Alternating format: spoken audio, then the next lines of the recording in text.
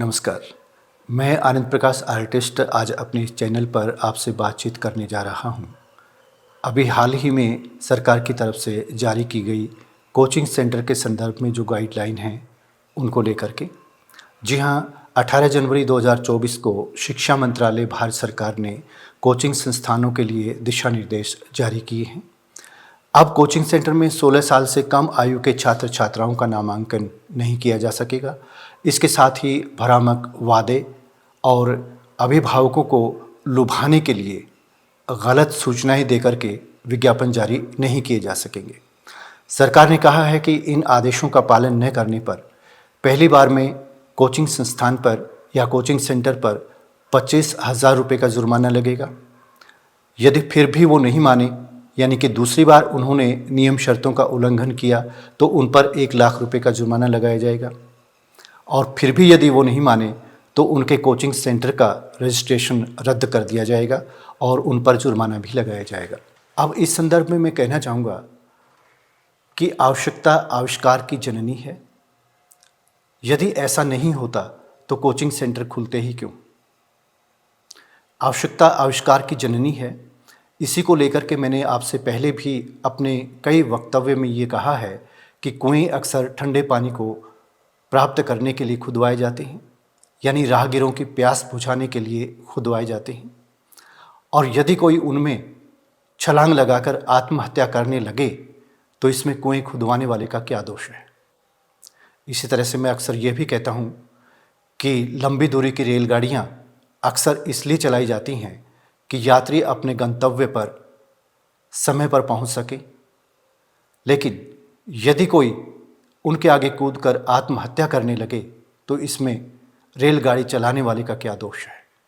इसी संदर्भ में यदि हम सरकार की गाइडलाइन को ध्यान में रखते हुए अब इस नए कानून पर बात करें, यानी कानून क्या नई गाइडलाइन पर यदि हम बात करें, तो हम पाते हैं कि सरकार ने सितंबर 2023 में जो विभिन्न कोचिंग सेंटर थे उनमें आत्महत्याएं छात्र छात्राओं द्वारा की गई, उनको ध्यान में रखते हुए ये गाइडलाइन जारी की हैं।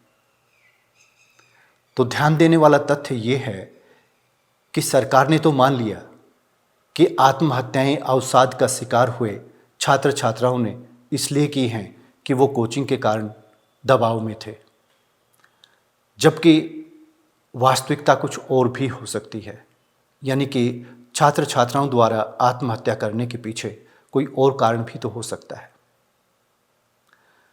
अब हम इन्हीं पर अलग अलग विचार करेंगे कि सरकार ने क्या गाइडलाइन दी है और इस संदर्भ में वास्तविकता क्या है अथवा हो सकती है, ताकि अभिभावक भी इस पर विचार कर सकें, कोचिंग सेंटर संचालक भी इस पर विचार कर सकें और सरकार भी इस बात पर पुनर्विचार कर सके कि उनके द्वारा जारी की गई गाइडलाइन कहाँ तक सही हैं और कहाँ तक गलत हैं और इनमें कितने सुधार की गुंजाइश अभी रहती है।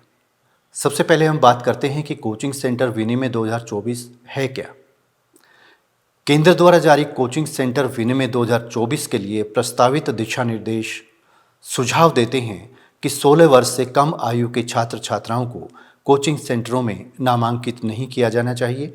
दिशा निर्देश ये भी सुझाव देते हैं कि कोचिंग सेंटरों को माता पिता और छात्रों से भ्रामक वादे या रैंक की गारंटी नहीं देनी होगी, यानी कि किसी भी कोचिंग सेंटर को अपने सेंटर में छात्र छात्राओं की संख्या बढ़ाने के लिए अपनी बात को बढ़ा चढ़ाकर नहीं कहना होगा।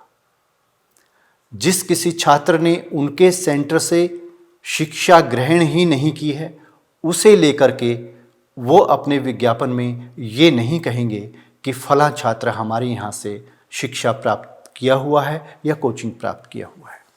केंद्र ने ये गाइडलाइन कोचिंग सेंटर के छात्र छात्राओं द्वारा की जा रही आत्महत्याओं की बढ़ती हुई संख्या को देखते हुए जारी की है।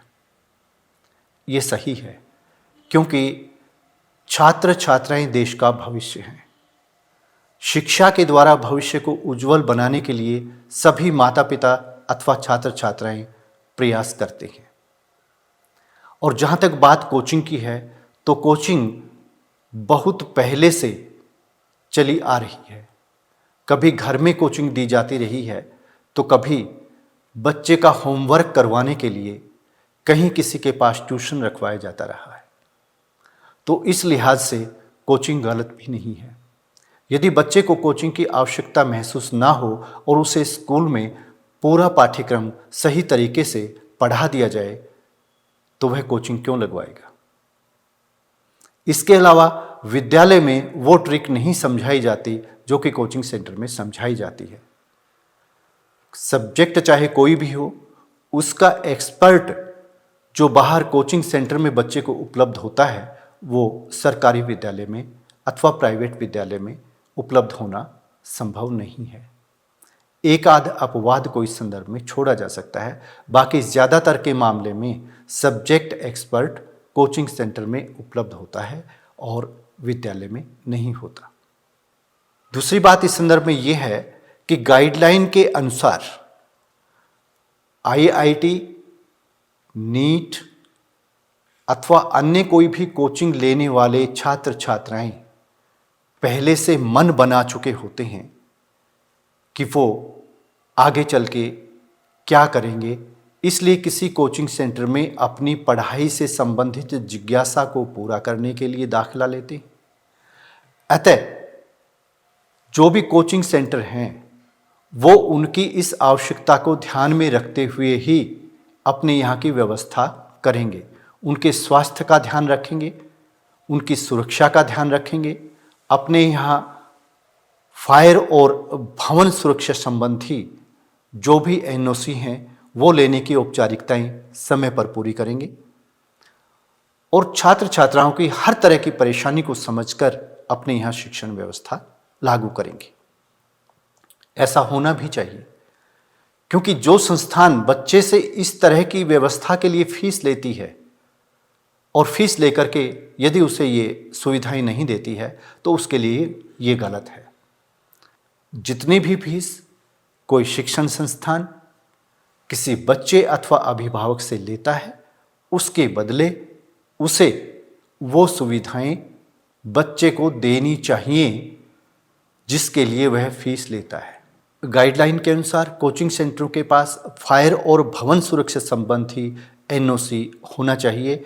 इसके बाद ही वो अपने यहाँ बच्चों का नामांकन करें। गाइडलाइन में कहा गया है कि छात्रों पर प्रतिस्पर्धा और अकादमिक दबाव को देखते हुए ऐसी व्यवस्था की गई है, यानी कि ऐसे दिशा निर्देश कोचिंग सेंटर संचालकों को दिए गए हैं कि उन पर ये दबाव कम हो सके या बढ़े नहीं। कहने का मतलब ये है कि 16 साल से कम आयु वर्ग के बच्चे इस दबाव से निपटने की अपनी शारीरिक क्षमता नहीं रखते हैं, इसलिए उनको इससे बचाने के लिए ये कदम उठाए गए हैं। जैसा कि हम पहले बता चुके हैं कि नियम तोड़ने पर कड़ा जुर्माना लगेगा, यानी कि तगड़ा जुर्माना कोचिंग सेंटर संचालक को भरना होगा। पहली बार नियम तोड़ने पर 25,000 जुर्माना लगेगा और दूसरी बार नियम तोड़ने पर 1 लाख रुपए का जुर्माना लगेगा और तीसरी बार नियम तोड़ने पर कोचिंग सेंटर की जो मान्यता है वो रद्द कर दी जाएगी और जुर्माना भी लगाया जाएगा सरकार की तरफ से, जो भी उचित होगा। तो ये सारे के सारे नियम हैं जो कि सरकार ने कोचिंग सेंटर संचालन के संदर्भ में गाइडलाइन जारी करते हुए बनाए हैं।